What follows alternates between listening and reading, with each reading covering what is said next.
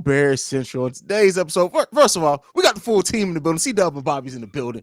But today we're going to be talking about the Bulls' latest acquisition in N'Keal Harry and what that means for the Bears overall. We'll also be talking about Keyshawn Johnson apparently has some hate. Who on the Bears slept with Keyshawn Johnson's wife? That's what I need to know. That's what I need to know. We'll also be asking, is this a make or break season for Eddie Jackson? And we're 30 days away from the first preseason game. What are some questions that still need to be answered? We'll get into all that and more in today's Chicago Bears Central. Now tuned in to Chicago Bears Central, your number one place for all Chicago Bears news and content. All right, bros. Listen, man, we got some things to talk about before we get into the N'Keal Harry and other things, man. Keyshawn Johnson, especially, apparently has an axe to grind with the Chicago Bears. Now, I let it slide. I did a whole video on his first little clip or whatever. I understood some of what he said, but today he's talking about they suck. Who do they have nobody on that team? Like, now that's getting a little bit too personal, Keyshawn. I don't like that, man. This Chicago, bro. I don't like it. Like, what's up, Keyshawn? I used to respect your words. You know, I listened to you on your little podcast, ESPN show. But damn, we ain't even played a snap yet, bro. We got some good play. Damn, don't join the regular media, man. Be yourself. Be a leader, not a follower, bro. I respect leaders. I mean, he does work for a network that ran a whole segment based off of ball sacks sports article. So you know what it kind of is what it is. ESPN is on their way down anyway, but it kind of is what it is. Bob, what do you think about Keyshawn Johnson? On the ball sack tweet, they even pulled it up on their big screen, bro. Ridiculous. That's how you know they screwing up over there. I feel like one of us three would have never even made that mistake. Golly. But bro, never, man. Come back on. on Keyshawn, bro. The man said the Bears don't even have 2 or 3 starters on a team that'll start for another team. What? That's just false. What? Bro, that is silly, bro. Yeah, that was just crazy to me. You know what I'm saying? Not saying that we don't even have 2 to 3 starters. My boy, that is crazy right there. Because some of those, even though the offensive line, I'm going to just go down to the bottom. Even some of the offensive linemen started last year for the Green Bay Packers and Lucas Patrick, right? So, come on, bro. Like, no. David Montgomery, Darnell Mooney, Roquan Smith, Justin Jones had some rotational pieces. Alquan Muhammad, he started though. You know what I'm saying? Travis Gibson started 7 games last year. Like, you just to say that, like, I understand we got questions everywhere. We are not ignoring any of that. But to say we ain't got nothing, nothing. Let's tell you, buddy. Listen, man, Keyshawn is an interesting fella, man. Like, whatever they have over there, like, I swear, there's like whatever they put in the water over in Bristol when you work for ESPN, bro, it's like it affects your brain, brother. Look, they affecting Bobby now. They trying to have Bobby stream. Like, what's happening? What's happening, right, man? It's crazy. What the fuck? That is crazy. Well, while Bobby works out his camera situation, man. That's just, listen, all I'll say is this, man. I've said it all off season. We've all said it. Listen, we don't even need any more chips on our shoulders. At this point, we about to start proving some people wrong here shortly. I've always said, too, wins be damned. Like, I don't know how many. I think the Bears can get up to 8-9 wins this season. But even if that doesn't come, they're still going to prove some people wrong. And to say that we don't have 2 or 3 players that would have start for other teams, come on, man. You got to get out of here like that. I get needing a headline and just saying some things, man. But Keyshawn, bro, like, outside of Keyshawn clearly eating a lot of donuts over at ESPN, he needs to take a chill pill and sit the fuck down. That's what he needs to do. But we're going to move on. We ain't going to spend too many times on dumbass platforms and dumbass analysts. We're going to keep it moving, man. The Bears have hired a new director of player development and mental skills in Mike Wiley Jr. Now, he brings over 10 years experience working with different organizations. He also has 7 years of working and providing mental skills, experience, and mental health counseling to high school, collegiate, and professional coaches and athletes. Now, C-Dubb, we were talking before we actually started streaming, and you made up a good point. With the Bears having so many players that got arrested recently, is this a reaction to that? Are they bringing in somebody to say, hey, man, listen, we need to calm some of these motherfuckers down. This is what we going to do. You guys are going to sit. It's basically having a professional, a mental health professional on staff is basically what this boils down to. Yeah. That's all it is. It's just a student counselor like you was in school, you know what I'm saying? Control the young fellas. We got a lot of young people on this team. As you can see, Yeah. people holding like 3-4 guns in their car, doing what do you call them? Circles in the street and stuff. Donuts. I'm sorry, doing donuts in the street. Bro, it's time to grow up. You got a professional job now. So this guy's gonna help you. You know, he comes very recommended. So Ryan Poles, he pulled I like Ryan Poles, bro. It's a low-key little move. I like Ryan Poles be doing some things, brother. He sneaks them in there from time to time. What I will say about this too is that, like, imagine being able to say, "Hey, man, listen, we know you had a tough. You're dealing with some things. Travis Gibson may need that. Go over to Hollis Hall. Sit down with Mike Wiley. He gonna get you right a couple of sessions. You know, Mike Wiley. Mike Wiley. Mike Wiley. Bobby, what you think about it, brother? First of all, I ain't even got no face today, but it's all good. I ain't gonna trip. But hey, we bring in who the hell we bring. We bring in who we bring in, man. Hey, just keep trying to improve the damn team. That's it. That's all. Every championship team starts from the move on way down to the bottom. So if you got to make adjustments from the top by getting rid of the old regime, you know what I'm saying? We ain't gonna go through the whole diarrhea thing, but from the BGs, you got to start at the top. Damn it, we got to get them up out of there. On the real, I mean, that's really what it boils down to. Go ahead, C-Dubb. Yeah, I feel you, nephew. I see what he's doing. He's not only changing just the team, though, the players. He's changing the culture. He's changing all the people in the front office. You see, he's changing the strength. He getting a new strength in there, right? Yeah. Poe's moving different, baby. He moving in his own path, man. I like what he doing. Yeah, Poe's for that control. He makes smart moves, man. He does some smart things. One of those smart things, now that we're finally getting to the actual news, trading for N'Keal Harry for a 7th round pick in 2024. Now, this is a former first round pick, 32nd overall pick in the draft. He was selected in, 24 years old, still extremely young, 6'4", 225 pounds. Now, he hasn't been given a bunch of opportunity with the Patriots, but with that being said, a big body come in, maybe push and challenge David Moore. We'll see what happens with that. That may be signaling the end for David Moore. I actually had in one of my videos last week said that he may be one of the underrated players that comes and shocks some people. Maybe not now that we have N'Keal Harry. What do you guys think about this acquisition of N'Keal Harry and what this could mean for the Bears secondary? Go ahead. Oh, it's a win, no lose right here, unless you count that little pick and a couple years from now a loss. But the guy has all the measurables. He's 6'4", 235 pounds. The numbers aren't great. How many years he been in the league? I think 3 years already, I think. Mm-hmm. The numbers ain't great at all. But I think he still has some potential. He just needs to get in the right system. Maybe Justin Fields is the one to unlock that potential, baby. Maybe it's Justin Fields. Maybe it's not Jones. Maybe it's not Tom Brady. Did he play with Tom Brady his first year? He did 1 year. That's crazy. Maybe it's not. But Tom Brady don't like young receivers, I think. Yeah. Tom Brady like the vets. He like the vets. He likes the sure things, yeah, for sure. Go ahead, Bobby. I was gonna say something, but I'll let you go ahead and cook, Bobby. I mean, I was just basically gonna say I think it's a decent pickup, a former first round pick. Last 2 seasons in college, he went over 1,000 yards, showed a lot of potential. He got the measurables, but we already know that Bill Belichick has a history of not selecting good wide receivers in the early rounds. Yeah. That's just how it is with him. And then me and C-Dubb, we always talk about it, even if it's football, basketball, whatever. Situations matter. You know what I'm saying? And Bill Belichick, he's a hard-nosed guy. If he senses that you just, for lack of a better word, slow, or don't have it all up at the top of your brain, he not gonna trust you. Like, even though he did take him in the first round, you could tell that, in my opinion, he didn't even really trust him.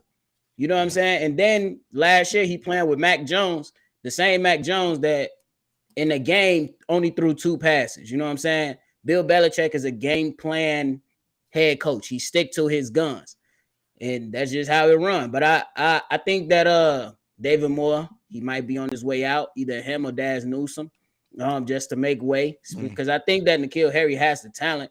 I mean, if you look at highlights and stuff like that, you see what he can be. He just got to put it together. So the situations matter. Let's see if Justin Fields could be a leader. get him ready to go. Let's see how much Luke Gatsby can get him ready to go. And because, man, he got the measurables. You just got to see what he can do. Yeah. And the Bears have waived today. They waived Antonio Ortiz, a long snapper, to make room for N'Keal Harry on the roster. Now, N'Keal Harry, just to go over the finance part of it, he has a $1.87 million salary cap hit. If he is to be cut, it'll be about 600,000, almost 680,000 in dead cap if he were to be cut. This brings the Bears cap space to $19.13 million. Still good for fifth most in the NFL right now. Now, the thing that I'm going to ask you guys and present to you, do you think does this make the competition in training camp a little bit more interesting? Do you think this pushes some people? Because you have a young, hungry player apparently too, in N'Keal Harry, hungry to still prove that he can be something in this. A player who's solid as far as statistic-wise and run block as well. What do you think this does for like the competition? We already kind of know who's going to be the top three, right? We know it's going to be Darnell Mooney, Velus Jones, and Byron Pringle. I honestly think Velus Jones may end up being the second wide receiver when it's all said and done by the middle of the season. That's my hot take. But what do you think? What do you think this acquisitions of N'Keal Harry does for that competition in training camp? Now, before this channel, in the beginning of this channel, I said Ryan Poles is going to be a genius or a jackass. Yes, this is an absolute, the first episode. The first one. This is a genius move in the form of competition related to your question. Not only is that second wide receiver in question, it ain't just Pringle and Jones vying for that second spot. I think this kid right here, if he shows improve, can get a chance to jump those two guys. He just got the measurables. It's just a big target, easy to hit. Bigger target, easier passes to complete. It's just as easy as that. I think this is a great move by Ryan Poles. It's just going to be all type of competition in the wide receiver room on that field. You're going to see it by the attention on the field. You're going to see that anxiety on the field in preseason games and everything. This is a great move. It's absolute genius. It's going to be so much competition. And I'm going right with you. I think it's a great move. Like, bro, think about it. Most 7-round picks just go either play on the special teams or they get cut. So you give it up something that you're really not going to need. And then at the same time, I'm going with you, C-Dubb. It raises the anxiety in the wide receiver room. Okay, we know Mooney. He got to show he number one. But after 2, 3, and 4, how is that lineup going to pan out? Especially if you got a guy that's coming in that's big. He isn't afraid to run block. That's a plus, especially if you're looking at trying to free up some offensive opportunities and give your quarterback some more confidence. So when you add another willing wide receiver that's big in size, that can possibly go up and snag a few out of the air, and he's not afraid to block like Allen Robinson was, you feel me? But that's something that's good. It's good competition within the room. And I don't think he's going to have that stigmatism overhanging over his head like it was in the Patriots uniform, because they was like, okay, we got this young quarterback in here. He has a number one first round draft pick that was with him. Can they build a rapport? Can they establish this? All of that's pretty much is gone. Now it's basically the conversation is going to be, can he recreate himself? Definitely. Yeah, Definitely. And he's coming in hungry. He's coming in focused. I love the fact that he's already tweeted a picture of him in a Bears uniform. Listen, I like those type of things. Go ahead, C-Dubb. Brandon Marshall, old number. Go ahead. Brandon Marshall, old number. Go ahead. I did want to ask y'all this question, though.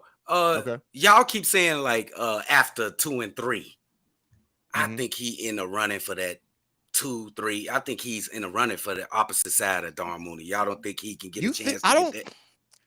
I don't think so. Like, looking at the size, you would love that, right? Just looking at the size, but like, I think that he has a lot to prove. I don't know. Like, hey, Velus Jones is this regime's first offensive pick, right? That's it. And Byron Pringle is just as hungry as anybody else, no matter what age he is. Like, so I think it's going to be hard for N'Keal Harry to get to number 2 or number 3 personally. Now, it could happen. He started a couple of games for the Patriots and they were low on him. So is it a chance? Yeah, anything's possible. But I really look at the battle for the number 2 really being between Velus Jones and Byron Pringle, in my opinion. So I think that's fair and clean. if he jumps to that number 2 spot, this man got to be doing some spectacular stuff in practice, training camp, preseason, all that stuff, and even when he had opportunities. So I think it's gonna be an uphill battle for him, just because you can't ignore what happened this past 3 years. We know the potential, you know what I'm saying, but the last 3 years, 57 receptions, 598 yards, and then I believe the last 2 seasons he started a minimum 14 games and then or played in 14 games the last 2 seasons. So you like, damn, where the numbers at? You know what I'm saying? And what did he do on Bill Belichick's staff to where he couldn't see more tick? Where is it at? Yeah. Is it IQ wise or is it effort wise? We don't know. We just gotta wait to see. I mean, but the thing is, he steps in. He's the biggest wide receiver on the Bears roster right now at 6'5", 225, something like that pounds. So St. Brown next to him now. Oh yeah. St. Brown.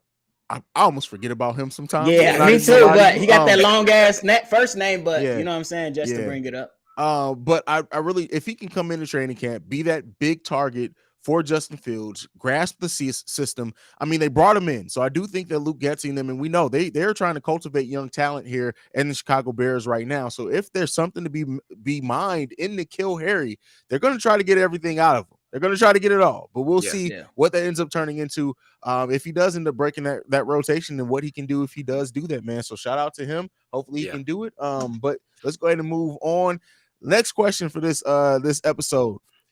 Do you guys think this is I personally, I think it's the writing's on the wall. This is a make or break season for Eddie Jackson. So the question I'm going to present to you, rather than asking that, do you think Eddie Jackson is going to be back with the Chicago Bears? And what type of season does he have to be able to get a new contract with the Bears? What do you guys think? Wait, go ahead, nephew.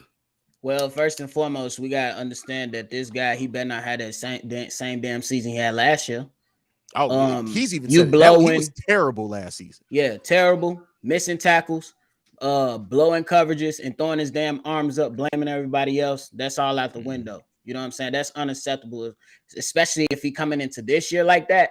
He has all the potential. We know what the hell he was doing with his ball hawking ability. The Bears went out. They got him a strong safety who fits more in that strong tackling spot from the safety slot, who's gonna be the guy that can drop down when they're trying to play 8 in the box, to where they can let him run free. Now you got that support. You better run free and take off. Even if he has a good season, I don't think he should expect this crazy ass payout. So the way that Ryan Poles operates, look, we're gonna make you an offer. If you counter with something crazy, we're gonna let you walk. And that's just what it seemed like. But I think he's gonna have a solid season. I wouldn't go as far as saying Pro Bowl, not right now, but I think it'll be better than it was last year. Okay. It's 3 factors that Eddie Jackson is missing that he got away from. It's 3 things holding Eddie Jackson back. I think 1, that he got fat on the money and he lost that hunger. It looks like that. You can see it in his play. Number 2, I don't like him in the box that much. He was in the box. You leave it at that. Right. No. The way you said that, I thought you were gonna leave it there. I was like, God damn. No, I don't like Eddie Jackson in the box. I don't think he's a great tackler. It was proven last year. He's a ball hawking safety, protect the back end of the defense. And number 3, that boy, who did we draft? What's the safety name? Brisker. Yeah. Brisker. Brisker's gonna need you, and you gonna need Brisker. Because I think you two can be one of the best safety duos in the league. If you can get back to year 1, Eddie Jackson, covering the full backfield. This fool was making interceptions from one end of the field to the other end of the. How is he doing this? His anticipation was incredible. Anticipation, his quickness, his speed, everything was on point. Hey, listen, Matt Nagy killed Eddie Jackson's confidence. Let's just be clear in that. Yes. Even in the way that he's talked about the difference in between Nagy and Eberflus coming in, you could tell. I truly think that whatever happened, whatever was going on behind the scenes, Eddie Jackson just didn't vibe with Matt Nagy. That's all I can. I'm not. Some of that's on the player, right? Because you got to perform regardless, right? So I'm not completely abstaining him from that, but I do think that having a defensive-minded head coach now, a better head coach, hopefully, and one that is really seems to be invested in getting his players to be the best that they can be, we're going to see big dividends paid with Eddie Jackson, I think, this year. Yeah, for sure. I'm hoping so. I like Eddie Jackson game when he performing well. I love Eddie Jackson. Eddie Jackson, his first season was in 2018, he lined up on the side of Adrian Amos, another good, strong safety. He's getting another good, strong safety now. Let's see how he performs. Yeah, EJ got to. And listen, this is gonna go one of three ways for Eddie Jackson at the end of the season. He's either gonna be gone. He's either going to show some, but not enough to where he doesn't get a big deal, but they may look to extend him just for continuity, or he's going to get a not a huge contract, but he's going to get a few years on that, because if he comes in and performs and leads and helps, grow this young secondary and be the player that we know that he can be at times, it's going to I do think Eddie Jackson is going to be back, but it's up to him to show it. But I do think he has the coaching staff now and a scheme that's going to use him better. And so that's what it boils down to. He definitely is going to show off in this little cover that they're going to be playing. I like got this. to. He going to show Got to. Last topic for today, though. We are 30 days away from the start of preseason. What are some of the questions that you're still looking to be answered before through this preseason until we get to the start of the season? What do you think still needs to be answered during training camp? Oh, can we keep Justin Fields upright? Can the defensive line get pressure on a quarterback? Can Montgomery come and show up, and he may not be here next year? Is he going to be motivated to get us to like a 1,300 yard season? It's a lot of questions with this team. I'm not even going to lie. Who's going to start opposite side Darnell Mooney? Can Cole Kmet? Let me go. Damn, I'm naming too many. Go ahead, nephew. No, I mean that's what I was going to go to is Cole Kmet. Is Cole Kmet going to be used better? And can he get in the goddamn end zone? Can we get Cole Kmet on the end zone? Can we get this man in the end zone? That's like, come on, man. That's it, fam. Absolutely. Bro, he cannot be that big and not get touchdowns. Go ahead. Absolutely. And I mean, like, hey, you mentioned the Bears got $19 million in cap space. What are you going to do about the interior line? Is Robert Quinn going to play? Are y'all going to trade him? Do you just trade him for draft capital, or do you trade him for a young piece? I mean, that's a lot of questions. Who's going to be lining up on the side of Roquan Smith? Are we going to go all rookies on the offensive line, or is Larry Borum and Tevin Jenkins going to show up? And then is Khalil Herbert going to put that pressure on Montgomery? Damn. Well, it's limitless. Bobby just came in, dropped the mic, and walked off like, yeah, I got it. But yeah, I mean, that offensive line, what happens with that offensive line? Are we going to actually start 3 rookies on the offensive line? And then if that is the case, how do they perform, right? The D-line, too. There's a lot of questions there. Do the rookies show up the way that we need them to show up, and then we think that they can perform? There's a lot going on with this team, right? And I can understand why some of the doubt gets thrown towards this team because of all those questions. But listen, we got to – and another one I didn't mention. In the running game, how is Blasingame used in the running game? You signed a fullback. Absolutely. First time we've had an actual fullback in forever on the roster since 2018, right?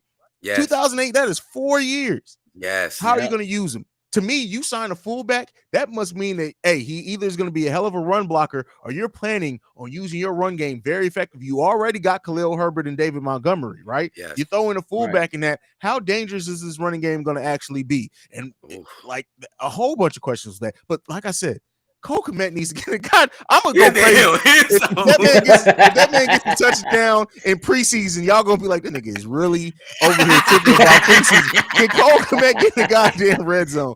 Listen, we know he can get the receptions. We know he can get the yards per reception. That's not an issue. Can you get this? Can you run a scheme to get your big tight end? And do you know what freaking some of the better coaches in the NFL would do with a player like Cole Kmet being in the tight end? Come on, man. Matt Nagy. Stop playing. Listen, I almost went to my PTSD. For every touchdown Cole Kmet get, I'm throwing $5 in a jar. That's what I'm doing. Let's go. Yeah, man. Listen, Cole Kmet. I think Cole Kmet's gonna have a big season. I hope so. Me too. Because we I'm gonna need not him. so sure, but I hope so. I don't know. Listen, I know I'm big on Cole Kmet, man. I like Cole Kmet. Me too. Like 60 catches, 600 yards last season. I think I'm gonna go out on a limb and say he get more than 60 catches for sure. And get more. He gonna get about 75 to 80 catches, possibly more, in minimum 800 yards. You're gonna see a step forward. Because I think, bro, you're gonna have to use him. You trying to help your court. You're trying to help your quarterback. I think it's gonna be a lot of misdirection going on with this run game, and I think it's gonna be a lot of out on the run. We're gonna get it open to our receivers and let them make a play. That's why you got all this damn speed on the edges. Yeah. I got 2 hot takes before we go. I already said one earlier, but I do think Velus Jones by the end of the season is the starting wide receiver next to Darnell Mooney, and I also think defensive tackle Mike Pennell takes that one of those starting positions on the defensive line. I think he's going to take it from Tonga. That's what I think is going to happen. I wouldn't be mad at that. I wouldn't be mad at that.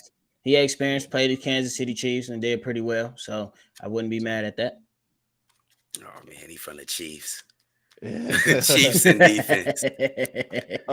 Let's go ahead and get into some of these comments before we go. Let's see. They've been going off. I've been seeing we got a few comments in here. Let's see what we got before we go home today. That boy Steve-O been going crazy while y'all playing. Steve-O's one of the best football minds I know, bro. That boy knows football, man. That's good. Bro. Let's see what love to see it. Steve-O says you will never get year one Eddie unless you have an elite D-line. Well, to C-Dubb's point that he pointed out, he had a great. If you get a great safety next to him, I think he'll be all right. But we don't necessarily need year one. We need close to year one, though. You know what I'm saying? Close to it. Yeah. Was the D line he had when in his year one? Was it elite? They had Khalil Mack, Leonard Floyd, Keem Hicks. Leonard Floyd, but he was always injured. Oh no, Eddie Goldman. If that was the D line, he had an elite D line, bro. He had elite D line. Okay. 2018, they was going crazy, bro. Keem Hicks was relatively healthy that year, and Mac. Oh yeah, I get to him. Yeah, I was wrong. I'm wrong. My bad, Steve-O. Jake Capone to Don says, "I love the trade. Justin Fields is going to feast on off-platform throws with both Harry and Mooney, featuring Jones Jr. ability to get into the second gear. Man, it hit different." Hey, listen, I hope you're right, brother. I hope you're right, man. Shout out my boy Jake Capone. From the he over here spitting that FYB. You think I ain't catch that? Steve-O says, "Let EJ walk." Man, we gotta wait to see how the season goes before I say that. If he has a season like last season, you kick him out of Chicago. Look, we need to pick him up. We need to take him and Kobe White. We're gonna go ahead and drop him off. They can share Uber. Hell wrong with them. Damn, Michael says, if this cat could not eat in Bill's system, then he can't. No, because let's be clear here. There have been players that Bill has not used correctly, right? Let's be clear here. He's not God, right? So no, and especially it seemed like N'Keal Harry fell out of favor with him very early on. So I wouldn't say that it could be true, but I'm not gonna say that for 100% fact right now. Me either, but look at Bill Belichick right now. This man has Matt Patricia as his offensive coordinator right now. Bill Belichick we know he's great, the greatest, but he looking like a real jackass right now. Matt Patricia, offensive coordinator. Come on, y'all. Come on. I'll throw something real quick. Randy Moss caught the most touchdowns by a wide receiver one year, and then he fell out of favor with Bill the next. So you tell me how that worked. I don't know. I'm just gonna throw that out there. All right. Joseph says, well, even if Camille don't get a personal TD, how many can he create? That's a good point too. How many touchdowns can he create? But listen, no, I hear what you're saying, but no, I need that man to get some. How many he need? How many Haize? I think he said 7. I think I said 7 when we did our little prediction thing. Yeah, I think he gets 7. I think if you get 7, you go from 0 to 7. That's a solid. Yeah. That's good. Yeah. That's good. Bro. That's good. Lamar says Nikhil Harry. Is it Harry or Harry? It's Harry. It's Harry. That's why I said Harris. You got me tripping. Nikhil Harry, the X wideout, and Mooney the Z. We'll see, man. Agree. Was that? Yeah, C-Dubb's on that boat, man. We'll see. Yeah, Lamar. Steve-O says Cole gonna buy you a Modelo, and that's about it. Come on, man. Y'all, lay off my boy Komet, man. Lay off my boy Komet. At least it's Modelo. That ain't bad. I mean, I love me a Modelo, brother. For ball hawking to occur, you need frontline pressure. So safety at the box plus strong DT, DE. The less time the quarterback has to decide or move, the higher the interception percentage. Yeah, I mean, that's just facts, right? Yeah. You need pressure. But, and that's the thing that we haven't talked about too, like, especially with not knowing what's going on with Robert Quinn. How does this D-line actually step up? Because think about it. Coming into the season, we could have had, if everything would have went right, we could have had Larry Ogunjobi, Akeem Hicks, Robert Quinn. Man, D-line would have been, man, that would have been a crazy D-line, brother. Man, I'm sorry, I had to bring up. Listen, you see how C-Dubb went the moment I mentioned Larry Ogunjobi's name. I can't stand to see my face right now. Hey, man, if Larry Ogunjobi and Pickens both have good seasons this year, C-Dubb gonna quit the show. He literally gonna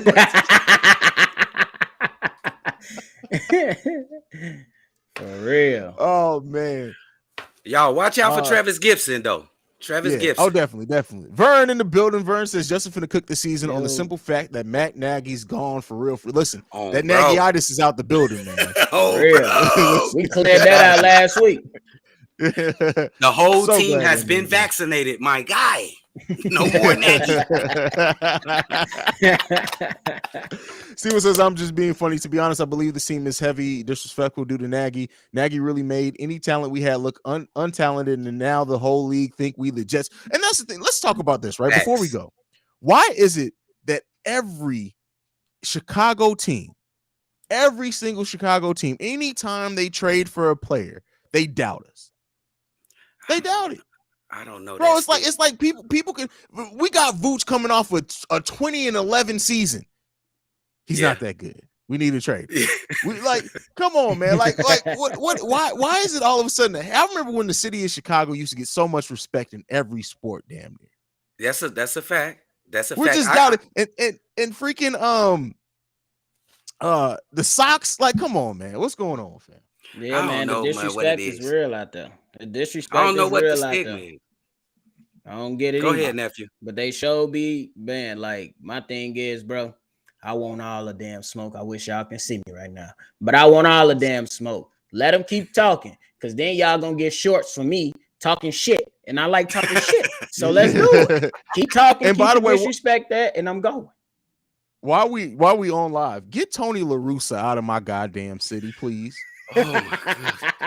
Can somebody get Tony? Tony La Russa needs to go. He needs and I was in St. Louis when he coached the Cardinals, and we did amazing. I love Tony La Russa when he was the coach of the Cardinals. But listen, he's going the path of Matt Nagy and Jim Boylan. We need to get Tony La Russa the fuck up out of Chicago. This man didn't ruin my White Sox, bro. Just terrible. I had the ups on the Cubs, bro. They sorry too. You feel me? I had the ups. But Tony La Russa, man, bro, I'm just saying, bro. It's these bonehead moves by these owners, man. They keep putting these crazy, wild people in front offices and head coaching positions. We got Fred Hoiberg and then Jim Boylan calling timeout 10 seconds into the damn game. Matt Nagy and his visor just screwing it up, trying to make a mobile quarterback into a pocket quarterback. It goes on, man. It's a bevy of things we can point out, but they got to stop. We didn't change, man. We changed. Man, James Wade is the best. No, but Billy, I'll give Billy Donovan his credit, but James Wade is probably the most successful coach we have in Chicago right now. James Wade, WNBA. Coach of the Chicago Sky, the defending champion Chicago Sky. By the way, win it this year. Yeah, shout out to them. Yeah, make sure y'all check out Chicago Sky Central too. By the way, shameless plug. Nonetheless, let's go ahead. Y'all know what to do. Hey, free Brittany Griner too, man. Oh yeah, come on, out of Russia. What the fuck is going on? Joseph said, bro, Jones Jr. is primed to be the Klay Thompson of the NFL, man. He's so spiritual and he's so ready to just go out there and send it, man. Wow. Woo.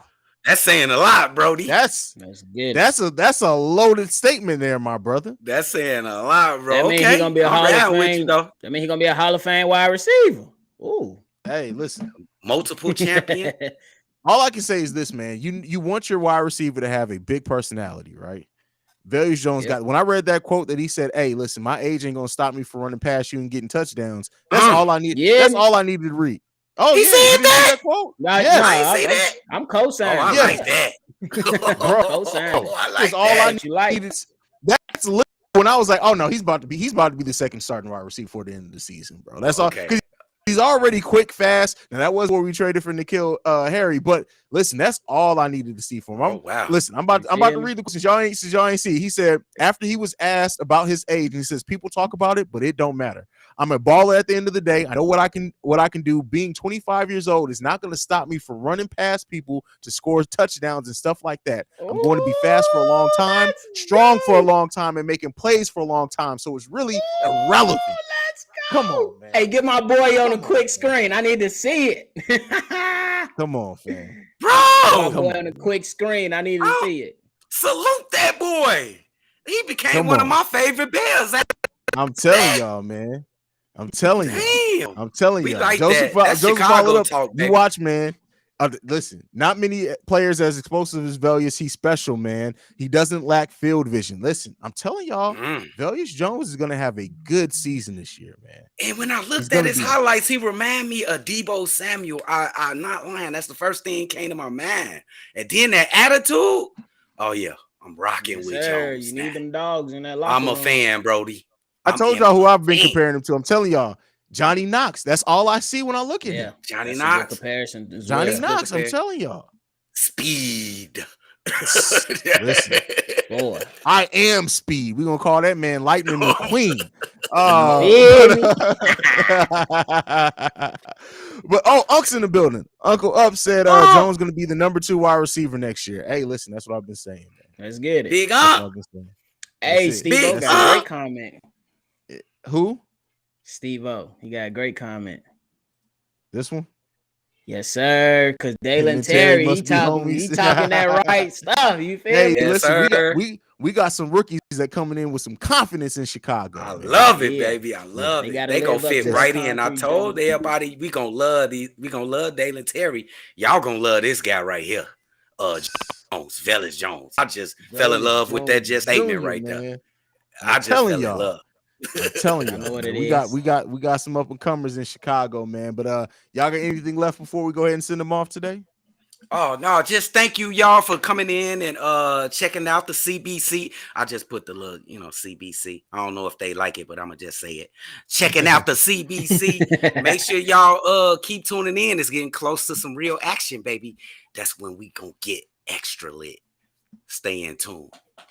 Absolutely, bro. Go ahead, Bobby. Hey, y'all go ahead and keep sharing and subscribing. Y'all don't forget about that damn giveaway. Justin Field jersey once we hit that 2K. Y'all already know. And then get in tune with all the content that we pushing out from the Cognac Boys and from Haize. Y'all know what to do. But if y'all want that goddamn Jay Fields jersey, we got to cross that 2K line first. And then you might be a lucky winner. You feel me? Absolutely. We'll be what Bobby's talking about. Once we pass 2K, we'll be doing a giveaway for a Justin Fields jersey. Right now, the channel is at 1,590 subscribers. So we got to get up. We got another 410 to go. Once we pass that mark, we will be giving away a Justin Fields jersey. If you want to be ready to go with your gear by the start of the season, we need to be past that 2K mark by the start of the first preseason game. You guys got 30 days to do so. Get those subscribes in. Tell people about it, man. Let's go ahead and get it in. But that is it from us for today. Thank you for tuning in to Chicago Bears Central Live. We're going to try to do this live a little bit more often.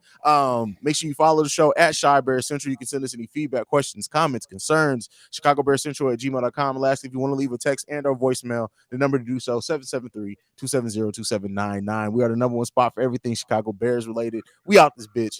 Peace, y'all. Shout out.